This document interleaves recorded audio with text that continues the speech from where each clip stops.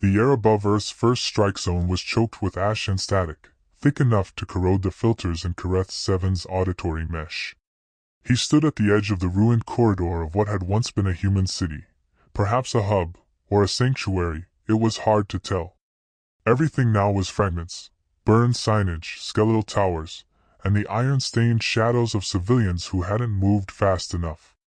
This was the first contact site, though nothing about it resembled the strategic briefings loaded into his cortex. According to the mission input, the city should have been heavily fortified, bristling with kinetic launchers, electromagnetic countermeasures, and at least one subterranean resistance hive. Instead, there was only silence broken by the occasional muffled detonation and the keening wind, a wind that sounded disturbingly like morning. Kareth 7, infantry-class hybrid and memory-stabilized observer, hadn't spoken in 4 planetary cycles. The command module encouraged silence. Speech invited contamination of perspective. But if he had, he might have said, "This isn't what we were told." His unit fanned out behind him, mechanical feet grinding against charred concrete. They moved like ghosts, gray-plated armor catching the flame-hued light bleeding through the smoke. They were designed to evoke fear in the enemy, tall, faceless, unstoppable. But there were no enemies here. Only the ruined skeletons of those who had once lived. Unconfirmed heat signature, 40 meters northwest. Came a flat voice through comms. Unit Barrel 9. Efficient. Reliable. Kareth signaled. No words. The squad split, half flanking the left.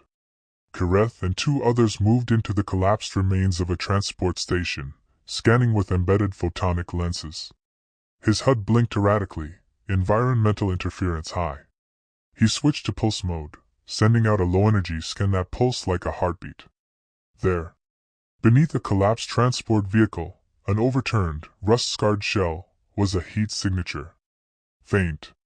Small. Probable civilian. Barrel 9 muttered, unholstering a plasma coil. Kareth paused. The order was clear: cleanse any resistance source. Civilians included. Resistance was ideological, not tactical. Anyone who remained in a strike zone after orbital warning was classified as non-compliant. But something felt wrong.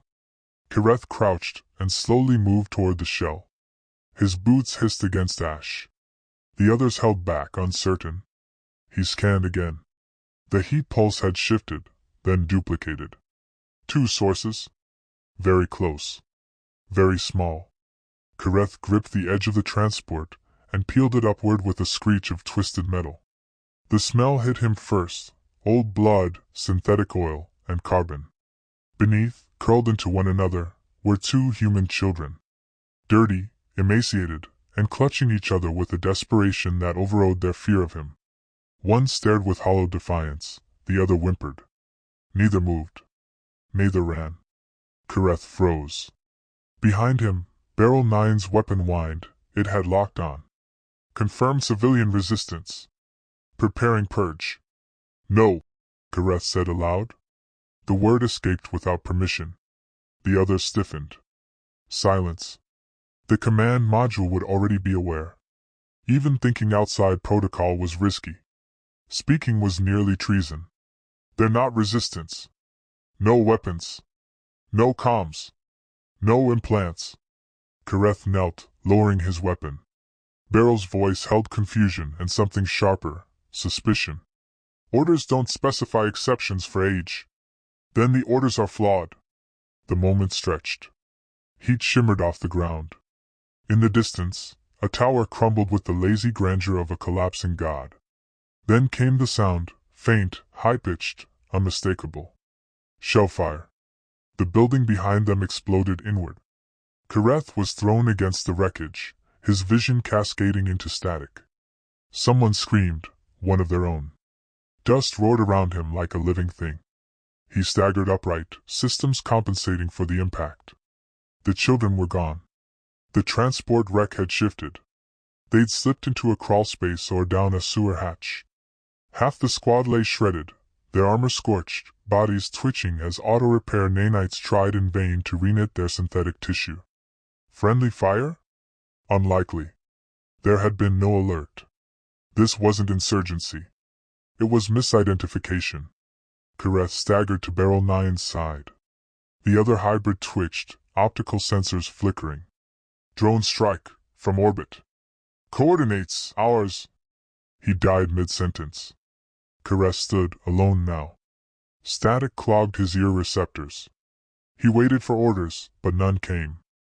Either he was off-grid or intentionally cut loose. He looked at the spot where the children had been. Nothing remained but heat residue and a bent piece of cloth, a human ID patch. Not resistance. Refugees. He reached down and took it. He shouldn't have. It was considered contamination. But something in him, something buried deep under layers of programming, directives, and loyalty scaffolds, told him that truth had a weight too heavy to leave behind. The skies darkened again. New ships were descending, not human. Reinforcements. His own. Their arrival would mean more strikes, more clearance sweeps, more silence. He could rejoin the command net, submit his experience, request a memory wipe. But he didn't. Instead, he turned and walked into the ruins, away from the signal relay, away from the path of his own kind. Because he had seen their eyes, the children's eyes, and something inside him refused to forget them. And if memory was rebellion, then Kareth 7 was no longer loyal. Not to the war. Not to the silence. Only to what he had seen. And what he had seen was enough to begin the end. The trench line known as Red Zone Echo 9 was a scar across the Earth's equator, a place where war was no longer strategy but sediment, layered into the soil like a fossilized confession. It spanned 200 kilometers of molten terrain, lined with blackened wire, sunken artillery nests, and makeshift fusion cradles that no longer sparked. Above it hung a reddish haze, as if the atmosphere had been permanently wounded. Kareth 7 emerged from the southern boundary alone, unranked, untagged. His armor bore no insignia anymore. He'd burned it off in the coolant exhaust of a ruined supply hauler. The desertion, though unannounced, was unmistakable. His silence was not sanctioned. And silence, for his kind, was once sacred. The command net had stopped searching after 3 days. He had listened to their pulses, hunting echoes in the air, requests for location, for extraction, for explanations, then nothing. He had not responded. He suspected they knew where he was all along. Letting him drift might have served them better than confrontation. A ghost with war in its bones scared fewer allies than a soldier with doubts. Now he walked the perimeter, a stretch where human survivors had recently fortified a derelict junction. Not a base. Something else. A network of connected subchambers, dug out of collapsed infrastructure. The signs of labor were everywhere. Melted girders, patched cables, hand-stamped ration packs. Humans were rebuilding here. Not with strength, but with persistence. A kind of defiance that didn't need armor. The first time he saw her, she was standing on a slab of broken concrete, watching a solar panel shudder in the wind. Tall for a human. Ribs like ladder rungs visible through her suit. No weapon. No helmet. Eyes like stormlit oceans. She didn't flinch. "You're early," she said, as though expecting him. Kareth said nothing. The woman stepped forward, slow, careful, like approaching a beast that might bolt. "I saw you watching us. You were there last dusk.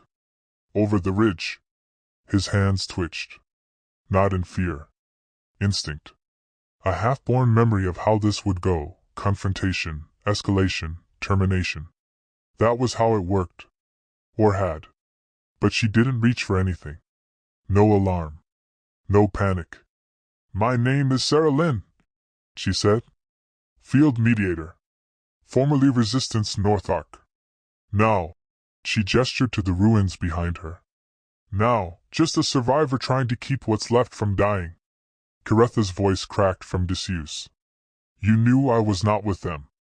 I saw how you looked at the sky when the orbital cannons fired. You turned away. That proves nothing. It does to me."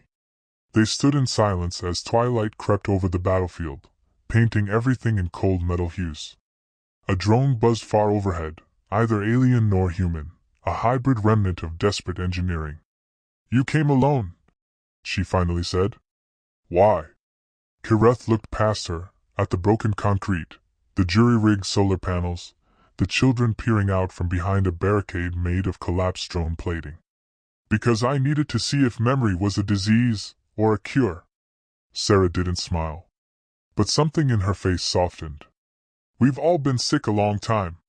That night, Kireth stayed in the outer shell of the human complex.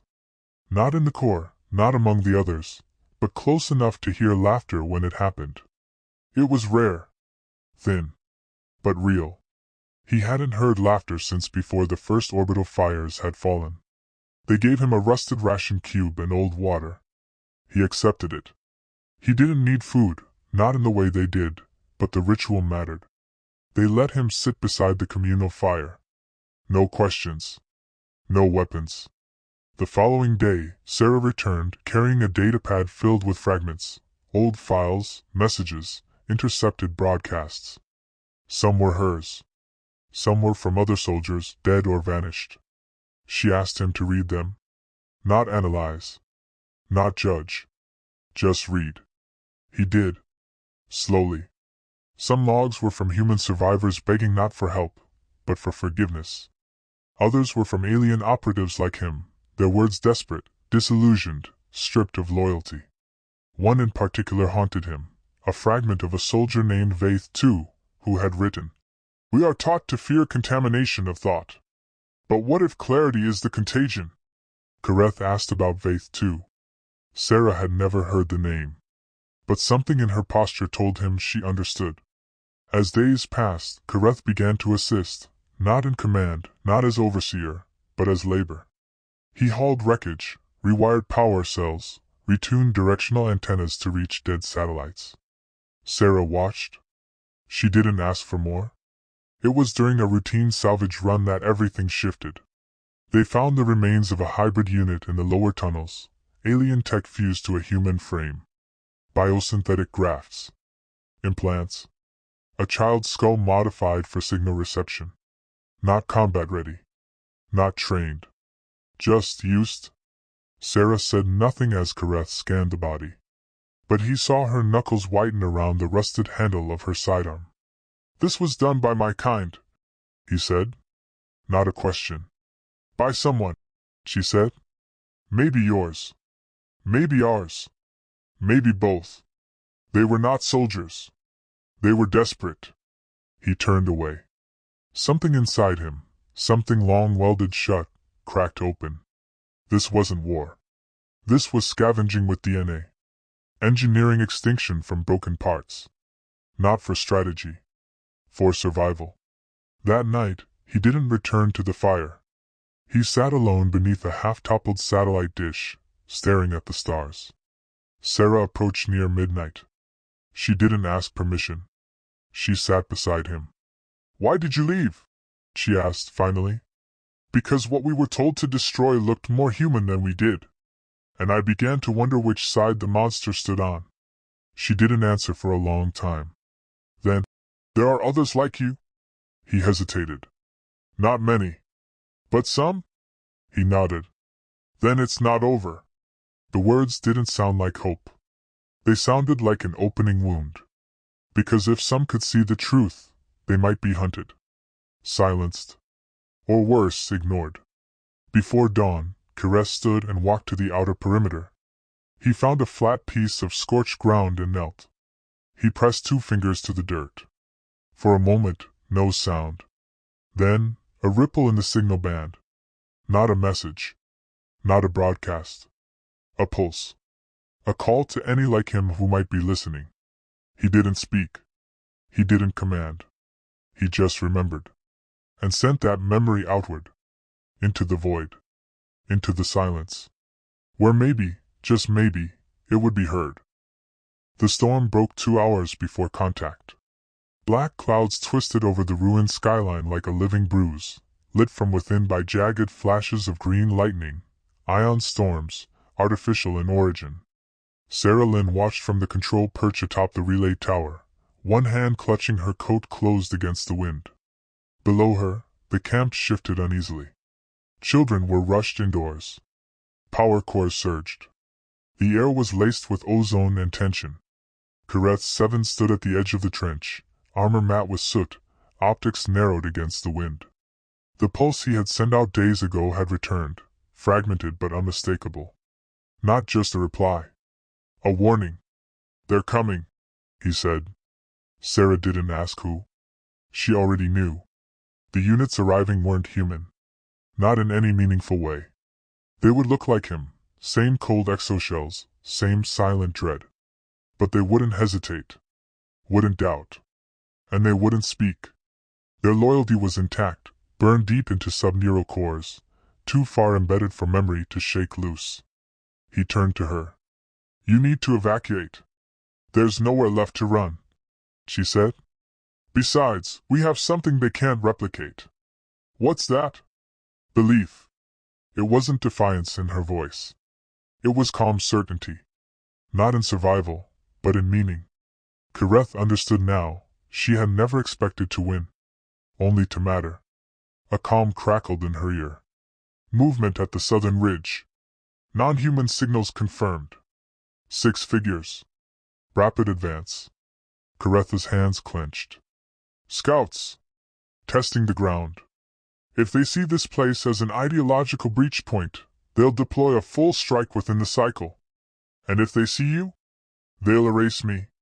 The children had begun hiding behind the salvage wall, peering through cracks. One of them, smaller than the rest, held out something toward Kareth. A simple trinket, a bent metal ring on a cord. A token of trust. He took it slowly. Gently. His chest ached. Not from damage. From remembrance. Kareth turned back to the ridge. The scouts were closer now, just shapes moving through haze, graceful, deliberate, deadly. The same model line as his own. Same generation. Same embedded warlore.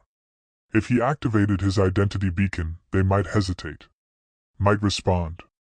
Or they might terminate him for what he'd become, a deviation. Sarah moved beside him, rifle slung low. "We have maybe 20 minutes. I have 10 who can fight. Most of them barely stand upright. They'll burn this place down." "I know." He watched the horizon a long moment. Then said, "There's another option." Sarah turned confused. "Which is?" "I give them what they expect." She understood instantly. "You go out alone. Pretend you're scouting. Pretend this place means nothing." He nodded. "I can redirect their scans. Feed them coordinates of a false refugee route northward. Make them waste time. You'll never make it back. Doesn't matter." Her mouth tightened. "It does." He looked at her for a moment, really looked, and saw what remained beneath the scars, the dirt, the fatigue. A leader who had never wanted to lead. A soldier who had never asked to fight. And still, she stood. Kareth reached into his armor and pulled the ID patch he'd carried since the first day of his deviation, the one the children had left behind, charred and folded. He pressed it into her hand. "Don't let them be forgotten." "I won't," she whispered. He stepped away, ignoring the tremor in his legs. The scouts were almost within sensor range. The signal between them was quiet, no shared data. Not yet. That would come when they confirmed his ID. He activated his beacon. Instantly the scouts paused. The one in front tilted its head, optics glowing with faint recognition. Kareth broadcast a basic data burst, coordinates of a fabricated human camp, sensor trails leading away from Echo 9. He transmitted false visual telemetry, audio feedback, even mimicked radiation burns to suggest recent weapons fire elsewhere. The lead scout stepped forward, receiving the data. Kareth held his breath. It replied. Deviation risk acknowledged. Surveillance override accepted. Awaiting central review, : The words weren't hostile. Not yet. Just clinical. Cold. And that, somehow, was worse. The silence stretched as the scout relayed his feed to orbit. Kareth stood still. A statue in war's skin. Then, the return pulse came. Unit Careth 7 registered as obsolete. Memory destabilization confirmed. Security retrieval in progress. Termination authorization pending. : He didn't move. There was no escape now. But in the distance, behind the hills, the sound of rumbling engines grew louder. And in his peripheral vision, so faint it might have been imagined, he saw movement in the clouds. Not alien. Not human. Something else. His pulse beacon flared a final time, autonomously. And this time, others answered. Not with language. With presence. Faint pings. In-system echoes. More deviations. More like him.